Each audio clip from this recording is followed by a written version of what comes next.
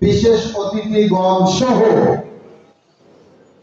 অন্যান্য trade union নেতৃবৃন্দগণ সহ আমার সামনে বসা আমার প্রাণপ্রিয় হোটেল শ্রমিকগণ সকলকে বগুড়া সদর উপজেলা গৃহ নির্মাণ শ্রমিক ইউনিয়নের পক্ষ থেকে জানাই সংগ্রামী শুভেচ্ছা ও আন্তরিক অভিনন্দন।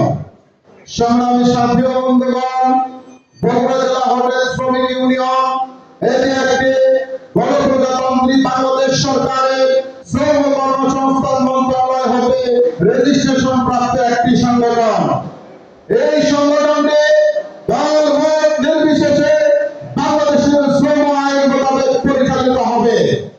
তারই ধারাবাহিকতায় এই সংগঠনের বিগত দিনে যে কমিটি বিলুপ্ত হয়েছে, যে কমিটির মেয়াদ শেষ হয়েছে, উক্ত কমিটি বিভিন্ন পর্যায়ের নেতৃবৃন্দগণ নিষিদ্ধ ঘোষিত সংগঠনের সাথে সম্পৃক্ত থাকার কারণে এই সাধারণ সভাটি ডাকতে সময় বিলম্বিত হয়েছে।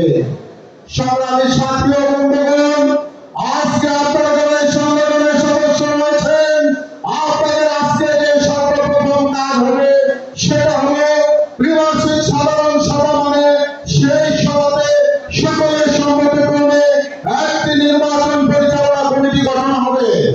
যে কমিটি আগামী দিনে আপনাদেরকে এই সংগঠনে বিগত দিনের মতো রক্তচোষা নেতৃবৃন্দ যেন না আসে সেই দিক লক্ষ্য রেখে আপনাদেরকে নির্বাচনে ভোট দিতে হবে।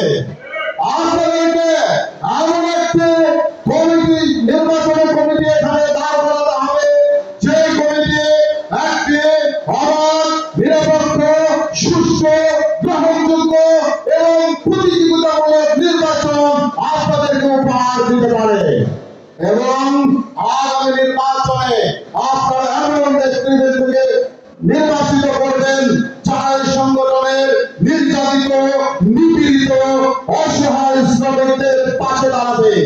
আগামী দিনে আপনাদের কোনোভাবে রক্ত শোষণ করার চিন্তা করবে না। আগামী দিনে এই সংগঠনের সাফল্য কামনা করে আমি আমার বক্তব্য এখানে শেষ করছি। আসসালামু আলাইকুম, আল্লাহ হাফেজ।